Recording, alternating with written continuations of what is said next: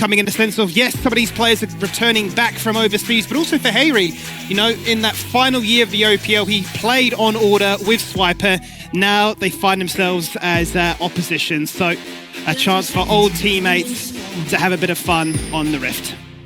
And also a chance for this mid lane dispute to kind of settle between who is actually the best mid laner that we've produced, right? I think that is a very valid discussion to be having with both Hayri and Ryoma in the picture. They're both mid laners who have accomplished things in OST and then gone over to accomplish things in other countries as well. As you can see, why not?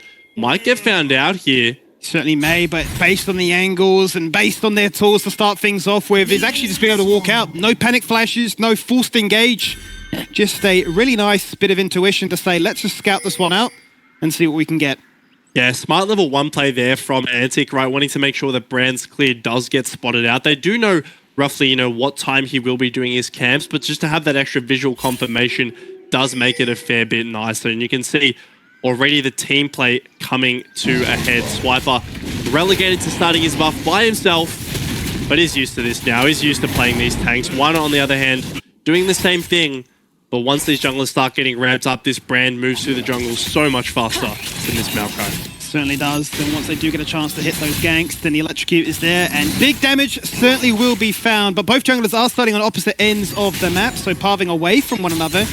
I do want to bring into question, I suppose, what we should expect from these junglers from the very first few minutes in this game, whether or not we're anticipating ganks, or if it is going to be one very much about the objective control, because we saw the stats before, and as far as Bliss are concerned, you know, that has been one of their big strengths as a team. Wynot's job is absolutely to get 6 camps in as quickly as possible, right? That is all you want to do on this Brand, really, is to make sure you're getting your full clears on repeat. Because once you do that, you can start moving, you can start trying to look for plays yourself. Whereas the Maokai is in a much better position to kind of do that once he hits level 3. That's all you really have to do, because that's all you really care about, right? Maokai isn't a champion who you care if he's funneled gold. You want him to be getting gold onto the carries, onto this Senna, onto this Orianna, who, by the way, is already having a fantastic showing in his mid lane. Certainly is. You can see every single time Hayri goes up the last hit with that 3-point strike, it's always met by either the command attack or an auto attack out of this Orianna. So much so that he's already got the ability to rotate out our lane and look to try and plant some really aggressive vision to make sure nobody's going to try and sneak their way in for that potential gank. Be checking with bot lane as well. 160. I want to always say that Kurak's performance last game may be a record for O's. I'm not really reminded of any kind of performance where we've had a center get that late into this one, but we certainly know that King loves the champion, and we'll be looking to try and emulate that as well. Yeah, absolutely will be, especially playing the support center. Going to have a lot of opportunity there to find something. Why not towards this top lane, but that ward will spot him, and without the ghost on Brand, your ganking routes are quite slim as Hayri's trading in the mid lane. I mean, this becomes a bit of a spicy one, right? Because you're trading HP, but it hits a point where it's like, well, it's energy versus mana, and Hayri should just win out on that front. He's going to get protected now by Why Not pathing into his lane, but nice bit of vision that was dropped only moments prior by Ryoma is going to get spotted, get swept, and removed. Yeah, he also has quite a bit more innate sustain. You know, obviously the pot from Ryoma will be helping, but Hayri, with that resolve setup, plus the fleet footwork Endurance Shield, is just going to be having such a good time as Hayri, once again, training, but Swiper is here. Old teammates rock up, oh, flash no. to flash, where's he gone? That's not where he wants to be. It's an easy twisted advance. Maybe a few laughs shared around between teammates, but that is first blood for Antic.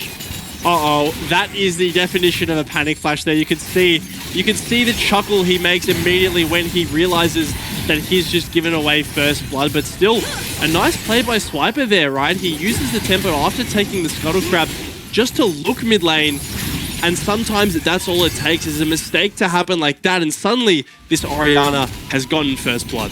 For what was such a interesting lane to spectate as they battled out on a 1v1 affair, it all came crashing down with a, you want to say, uncharacteristic mistake. Now, you don't want to jump to conclusions already and say that players are nervous, but I tell you what, that would feel really, really good for Ryoma, and especially for Swiper to start things off in such a convincing fashion.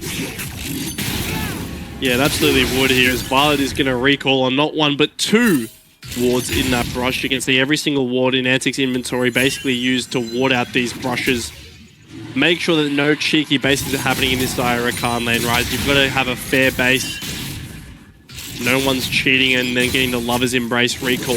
So, decent affair towards this bot lane. Senna keeping up nicely in terms of their stacks as well. Draku not falling too far behind in CS, right? That's one of the things you often see in these Senna lanes is the support often falls a fair bit behind because he's not able to CS as effectively. But Draku doing quite a nice job here in this early game. Certainly is. Worth mentioning, though, the amount of control around this objective. Swiper's walked in, stolen away one of the Void Grubs and said that's enough. I'm happy, because if Wynot's not been here to clear them all, then that is a steal that could work twofold for us. Certainly in terms of looking towards the next one, Bliss would have to pick up all 3 to guarantee the Void Mites. Yeah, absolutely. Not wanting to give over those 5 Void Grub stacks to the side of Wynot. Meanwhile, a very measured game. And this is what I kind of expected from these two teams, right? There's so much respect, there's so much discipline, and simply the lanes are being played properly. There's not that many opportunities for a Dragon to be had, but here goes Harry. He's going to rock up and say, this time I've got a jungler. Oh no, the shockwave on his head! And I tell you what, cool guys, do not look at explosions. Yeah, why not just going to pick up the kill there? Could transition this in towards a Dragon as well. He will spot this out. I wonder if he'll go for it, Skimmy. Has the smite, but no flash. If he goes in, it's a death sentence. His bot lane is lagging behind, just a fraction there, so awkward time. He can walk in, he can apply some damage so you can get the Dragon, but you won't be able to disengage. But the Abyssal Dive comes on out, knocks up Swiper in the meantime. Scott is the focus. Swiper's falling dangerously low, working his magic with the passive, but it's just not enough. It's a Dragon at the cost of a kill. Yeah, very nice capitalization there from the side of Bliss. They realized that Maokai had no flash, so despite him being amongst 2 other members of Antic, the second the Team Bliss's bot lane show up, he will just get taken down. So a very nice sequence, capitalizing on the flash of Ryoma, and there might be another member looking to do the same here. This is crazy. It's been very rare that we've seen Biopemper go for the classic roam into mid lane, but he's popped the ghost, he's going invulnerable. Whoa. He's knocked him through space and time, halfway through mid lane, but I think he instantly regrets that decision because Swiper and Zonas have both turned up as well. But he's running as quickly as he can, and he may be out spot-free. His bot lane is where it's at. And speaking of the devil, Scott is dead. Yes, Scott is dead, and so is Biopanther. He does eventually fall in response to the teleport play. It's a nice idea, but Antic are just so quick to pull the trigger as Swiper. He's not done. There's no sums here. No sums, no HP, and no chance to arrive, or run away, I should say, right? So Violet just concedes himself to this one. They spoon feed the kill across to Ryoma, who made the great trek from mid to bot. It's covered by Zoranis. And now Orianna's going to return now as a free kill mid laner. Yeah, incredibly fed. As we take a look at this bot lane replay here, you can see Scott's pretty low HP to start things off, but finds King, who's really kind of caught sleeping there. Good flash to avoid the Blade Caller. Doesn't get rooted up by that, and simply there's just not enough damage. That Shroud preventing all the autos from coming through from Violet is really the difference maker. And meanwhile, Biopanther gets flashed on by Zoranis, who also TP'd down to defend the play. A big swing in favor of Antic. But you can see the major defining factor between both series tonight, right? The fact of just how convincing, or how decisive, I suppose, is a better term to try and describe this one. How decisive both players and teams are in terms of we see a play, we go for this play. We're all in on that, and we waste no time as a result. Here's a bit of a check-in with the last time we saw Ryoma on this champion. 8-0-6. Certainly not a bad performance. Yes, you could talk about maybe stats being inflated, but this is a champion that he's comfortable with, and one that he's already in that spot to deal devastating effects again with. Yeah, he's absolutely crushing on this champion. Very scary prospect once he gets ahead, right? Especially with the bodies that he has in front of him. Think about how hard it is to actually get on top of an Orianna this game. When you have a Tahm Kench, Maokai, and Aatrox all bodyguarding him, it's a very hard ask for anyone, really. We check back in with the bot lane. Bit of trading back and forth, but nothing too serious here. To me, it really is going to come down to these next objectives. Dragon spawns in 2 minutes. Yeah, just missing out on that tongue lash there as Draken tried to deny the reset for the bot lane of Bliss. But ultimately going to be sitting pretty happy, knowing that they're just patiently farming up, picking up those souls, getting stronger and stronger by the minute, and King, being an AD carry player, will be very comfortable to pilot the center as the game progresses on. Speaking of, though, you'd imagine that aside from the reset time, it's all about these objectives once again to try and find those moments to strike. Yes, someone is being burnt, would put a bit of a beacon towards this bot lane primarily with no flashes there. But as soon as Draku's got the ultimate, which he does now, a Devour denies everything. Yeah, Devour is going to be so crucial here. It's going to be on Draku to make sure he's not getting caught up in the CC as well, right? Obviously, if he's getting CC chained himself, he's not going to be able to help out Violet or Harry if they're the ones who are taking that CC. But as we check in with the items, it's actually Wynot who's got his first completed. Harry will be forced to flash. Really nicely done there, the link up between King and Ryoma. Old teammates coming together again to make it happen and look to crush it in the early game. It's only 10 minutes in, but a flash has been burnt. Ryoma nearly getting a kill with the shockwave to start it all off. And this Bliss bot lane are getting pushed back. Yeah, crucially though, Wynot does manage to pick up the 5 grubs, right? So they will have that available to them as they're trying to find Swiper. A nice stun, and there's Rylai's on him too, Skimmy. It certainly is. He's slowed. He's got nowhere to go. He's burnt the flash, but is it enough? Draku waiting and knowing, do I need to actually use this ultimate? Or is that what they were banking on? And I say before, there's no flashes in the bot lane. With no ultimate now, even easier then for Wynot to consider a gank there. Yeah, crucially though, there is no quickness, right? Scott did use that one to have to force the Devourer out, but just a nice window there by Wynot to punish the invade. He finishes the grubs, then a beeline straight towards his bot side jungle to make sure this Maokai isn't getting anything. And luckily this Maokai is a very slow clearer, right? So if he's on an objective, you know he's going to be taking him a while. But here's Wynot taking the Scuttle Crab in perfect position for this dragon to spawn. Tell you what though, this Brand has been on point with the stuns and guaranteeing that the lockdown has the damage to bolster it thereafter. And a rare moment then for Scott to leave lane, group up with Wynot and look to see what they can find. Swiper sat in his own jungle right now, going for the clear. But all of this comes down to the idea that they want to protect this next dragon. First one went the way of Antic. Yes, Bliss do have those Void Grubs in their back pocket, but they want everything. And we know that's been a real strong point of them, so they're going to be greedy. Yeah, and greed can be good, and greed can also be punished, right? It's up to whether the enemy team is able to take advantage of that greed and catch them out in missed-opportune situations. But it looks like Team Bliss, with all the vision they have, I mean, look at the sea of red that is really in this bot-side jungle here. They're going to have the first move on this dragon, and they're going to secure it one apiece. There's nothing their opposition can do about that one. They will see them at every different corner, so it's an easy pickup. A soul that is going to be denied for a fair bit of time now as a result of that acquisition. And we go across to another chem map. I mean, it feels like we've had that in both series tonight, right? The bigger heals, the bigger blast cones, the bigger reveals. I think like it's probably the best one for this potential matchup. I really like the changes with the plants. Look, I think that the dragon itself isn't the greatest, but the plants definitely make it interesting, right? Especially for someone like Harry. You know, he can actually look for these honey fruits in kind of weird locations, the ones that spawn in the top side jungle, the ones that spawn in the bot side jungle, and it makes a lane that's really losing a lot more survivable, right? You don't have to be forced out of lane. As I say that, he does have to take it back here, and this just speaks to the power of Ryoma on this Orianna, right? Give him 3 kills. Yes, give him all this gold, and he will absolutely make use of it. Certainly is an investment that is being paying off twofold for them right now. And whilst they are dead even in CS, and a lot of that was now just being denied under tower by Harry without that TP available, it's a huge opportunity for Antic to capitalize in both lanes, right? You've seen them winning in mid, you've seen them smashing it on bot lane, and King's nearly only got 1 plate left.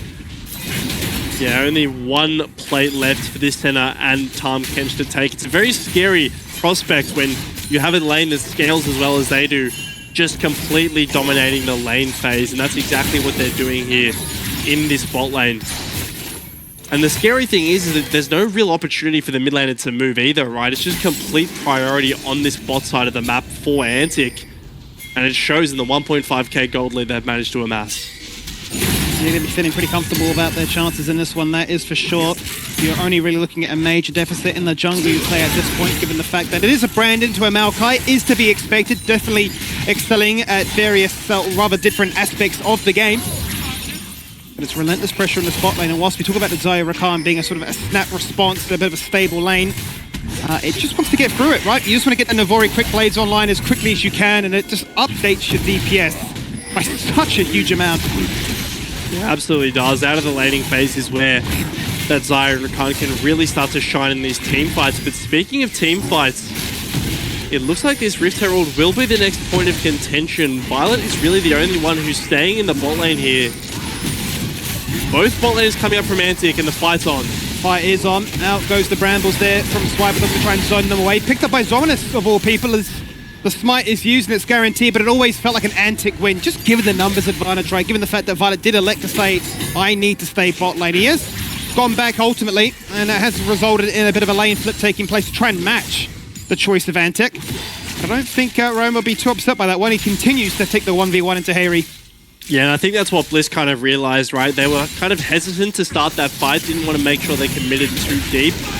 And they made the right decision because the second they see it, why not goes though? He definitely does go. Flash stun. Doesn't really put an afterthought into it. And if you're talking about his interview where he's saying, I just needed the confidence, I just need to know, that looked like a prime example of it as Biopanther instantly pounces upon it.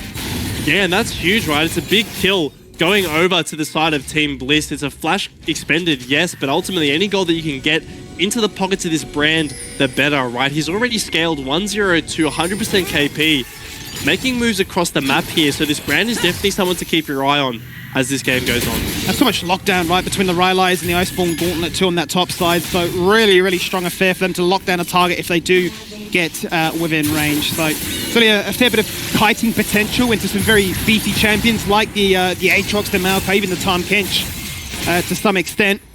But still, you've got to be concerned about the fact that, you know, when these flashes are down, it's a prime position for a shockwave to land, and it is this Orianna scaling and scaling, right? 3-1, as we've mentioned, soon to have the Archangels fully updated.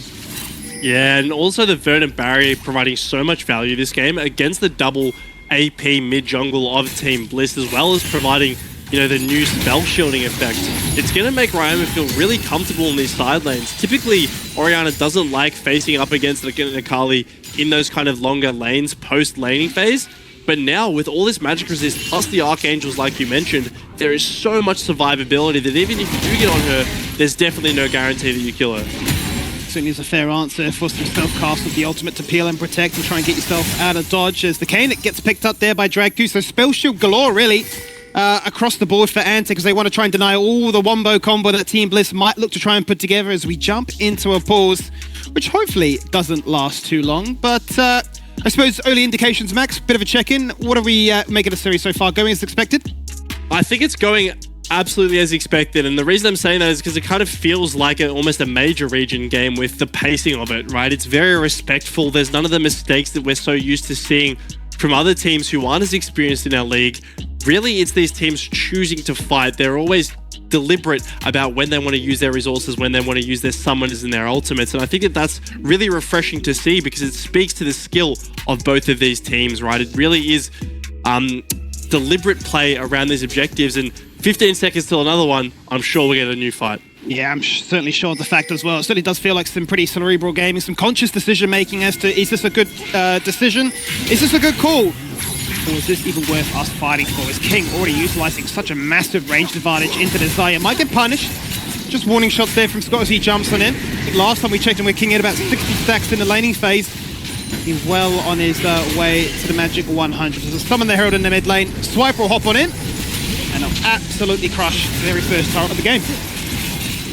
The turret in mid lane falling is a big one as well, right? Really opens up the map for the rest of Antic, who already have such a good time with their vision control, especially towards this bot quadrant now, as it looks like they're moving in, wanting to head towards this dragon. 3 members, Scott's there. Scott is there and he's waiting with bated breath saying, do we go in or do we not? Because it wasn't the most convincing of quicknesses. The chums were there, but he certainly weren't going much more forward than just that as he jumps into pocket shield. But a Dawning Shadow finds infinite value.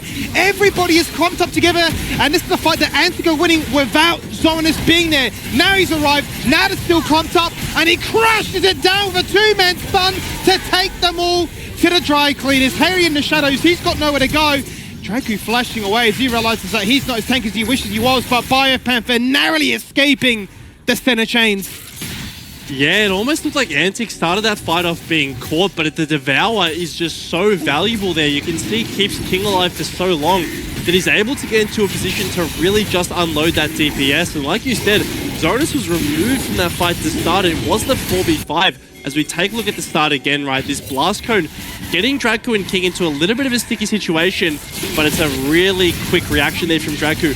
Not only does he ult before King is CC'd, but crucially he ults before he is CC'd, so he's still able to actually cast that before King gets blown up, and then it's a massive shockwave combined with the Dawning Shadow into a choke that really steals this fight for Antic, sorry. It certainly does. You see Biopanther navigating a fantastic ultimate to completely isolate out their key target, shut down Ryoma, and get him out of this game, because as long as he's alive, look, he's going to do so much damage. Despite how tanky he was with the 2 items on lock, it just wasn't enough. Now that Verdant Barrier does get, in fact, upgraded to the Banshees, And he looks to live another day. Doesn't have the flash now, but it's going to be a bit of a sitting duck. So let's check in then with the overall gold. And no surprises that Roma has the most in the game. But after that shutdown, Bio here on the Castante is sitting pretty as well. Yeah, certainly sitting pretty. Ryoma, though, dominating almost 1k up on Hayri as they found the bot lane again. They have found King, but he's overshot the grand entrance there and can actually get away with murder on that one. He should have been caught out of position, but it's not to be the case. Swiper jumps in with a twist and advance, but it gets flashed away from, so he travels such a great distance. Scott is running for the hills, and why not just limps out of the tongue lash that will slow him down and potentially have been his demise. But that's a TP, and that's a flash that, yeah, Bliss will be pretty grateful for. Yeah, I mean, they're grateful they live in that play, but meanwhile on the top side of the map, Hayri just gets solo killed by Ryoma, who doesn't even lose that much health himself, and as a result of that, there's going to be another tower falling down. Here we go, let's take a look at what happens here. You can see Ryoma, so much damage, so much survivability as well right now. Hayri just gets a little bit overconfident, steps up to try to take some minions, and he just gets ran down. It really is as simple as that. The need to try and break that spell sheet. He just gets run down. The observers have seen enough. Production take us back to the real game because another fight is looking to break out right now. Swipe at the Catalyst to try and start things off with it. Hayri returning to the scene of the crime. He is a clear target of mine. Kill this Ori. I need my revenge. But out of the shadows, he then is met by the Maokai. Dashing to try and find the perfect execution to try and get that kill. But the Devour once again is confused. But the Shockwave, they've all just walked into it. It's a triple stun, but then the knockback as Bio rips back the kill. Skimmy, there's no TP on Zoranus as well. This is a Baron with 4 members of Team Bliss alive. I think they're going to go for it. It's looking like the case right now. Zoranus has to run, and he's got a long distance to cover right now. The TP coming in to try and bolster their attempt. This is a Baron that it doesn't look they want to try and turn away from. They look to be all in on this one. Their HP is low. It's getting, in terms of smite range, it might be at 50-50, and it gets taken by one. He'll die for it. But his team have confirmed that Violet also a second casualty. But now that Zoranus is here, he missed the chains, but he leaps across the wall. He's got no flash, but he's got umpteen dashes. But he gets deterred as Scott finally returns to the play. You'll take that as Team Bliss, you absolutely will. They find some nice picks to start it off. Here we go again, right? You can see Ryoma just gets a little bit overconfident, stays on the map too long, and that allows Hayri to come in with this TP. He doesn't do enough damage to actually kill him, but what he does do is draw the attention of Antic, right? This split between the rest of Team Bliss and this Akali who is pressuring. Draku has a really nice Devour plus Abyssal Dive combo, and that Shockwave is huge. The fact that they still win the fight after this is a miracle, but luckily they do, and luckily this could be the tipping point in their favor. Certainly could be, because it is Antic for what feels like an eternity. Getting the gold lead right up against Grand Zero. It was 2 games where they fell behind pretty devastatingly as well. I think it was like down at least 2,000 golds. But this time they found their way back in. They forwent the Void Grubs, played for the Dragons instead, and ultimately played for the kills with the ganks, and that's worked out in their favor still. The major focus has been this Orianna from 3 kills to 5, and these Shockwaves just continue to destroy. Yeah, they absolutely do. It feels like in every fight, Bliss want to present a unified approach, but luckily that's exactly what Orianna wants, right? She wants those members grouped up so they're able to fall into that Shockwave, and Bliss, they're going to have to be more careful about how they position because, yeah, that fight goes in their favor, but I don't know how many times you can say 4 members of us got hit with the Shockwave in a team fight and came out ahead. So even with this Baron, they're still about 2,000 gold behind. Will remain to be seen how much gold they're actually able to pick up, you know, with the standing gold in terms of the turrets that are available. But 14 seconds on this next Dragon, this would be soul point for Antic if they're able to pick it up. Certainly would be, and Bliss will be banking on the bets that, well, we've got Baron for another whole minute. Maybe those combat power will be just enough to try and tip the scales in our favor. Speaking of, though, some item spikes have certainly come online. Navori Quick Blade's done now for Violet on the Zarya, massive for him. The Crypt Bloom also for Hayri, as he gets a little bit extra of that magic penetration to really rip through some of these tanks. So let's check in then with where this damage should be felt. Swipe is starting things off. Flash, pushing advance. Violet's the focus, and Violet is just going to die. He's being ripped back all over the show. He can jump into the sky, flash claims. It does not matter. Zoran has taken a 1v1 into Castante and actually losing. Bio's winning the 1v1. He's got so much durability that even Zoranus can't take him down, and the rest of Antic limp away. Look at Ryoma, the one to try and start it off with the Shockwave, but this time no matter how tanky his build is, he has no juice left in the tank. Bliss see a target, and they just kill that target.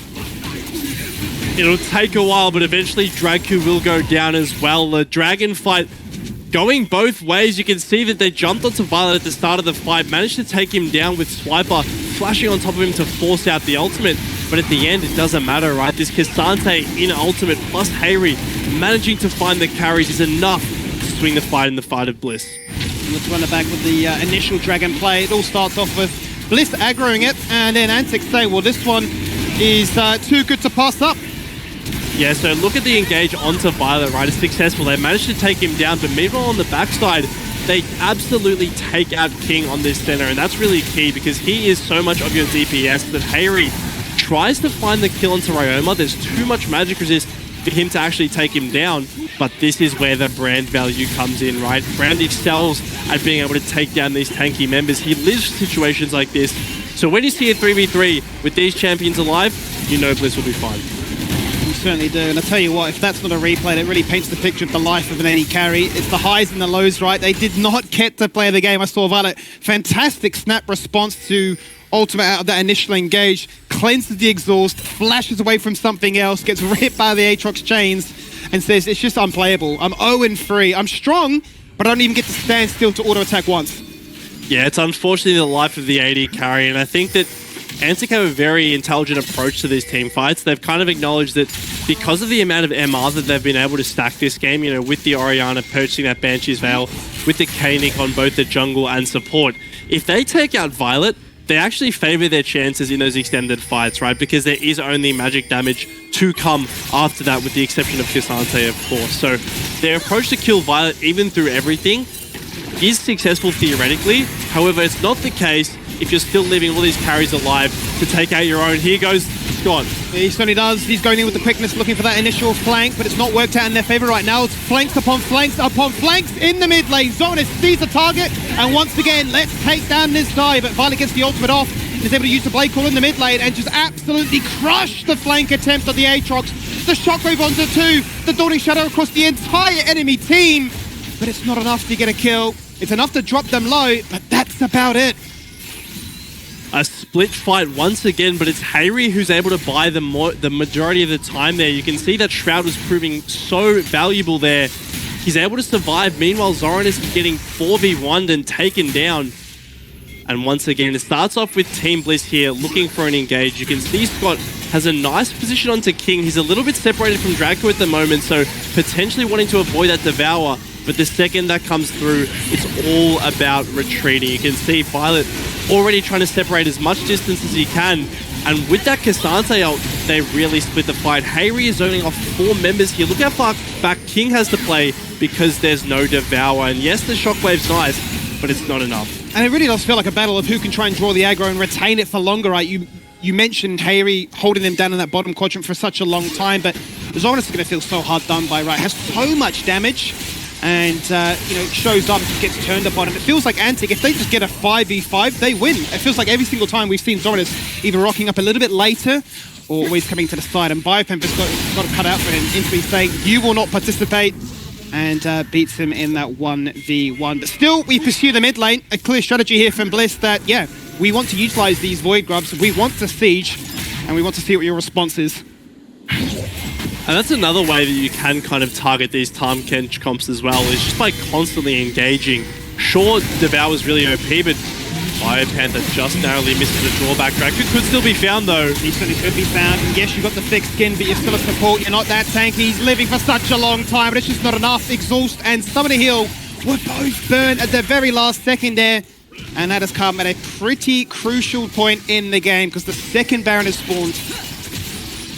The second Baron is alive now. You can see that 4 members of Antic are still available to respond.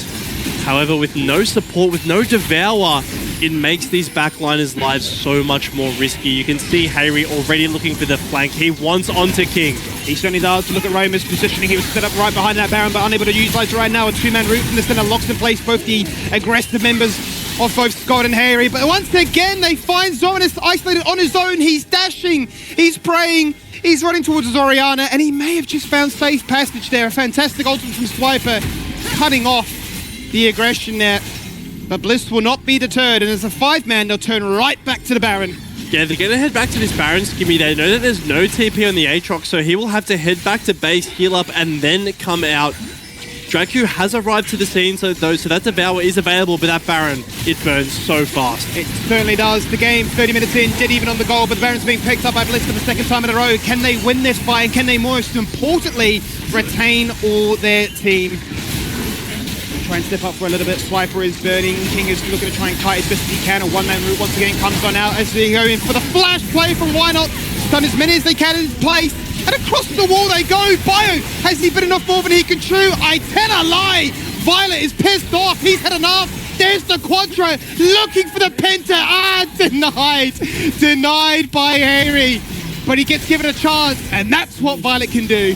Skimmy, it's a Baron, it's an ace. It's not only that, but they have a wave. They have these empowered minions, and they have the Void Mites. There's a TP on Harry, and they have the wave. I think they're going to try to end. They're going to try and end, and they're going to try and really stamp their authority in this series. We draft red side, we play from the red side, and we've asserted our control in this series. You might be the old guards, but make way for the new kings, because Team Bliss want to showcase what a series can look like as they start off game one in absolute fine form. Members frantically respawning, but it just won't be enough. GG, Team Bliss take game one. It feels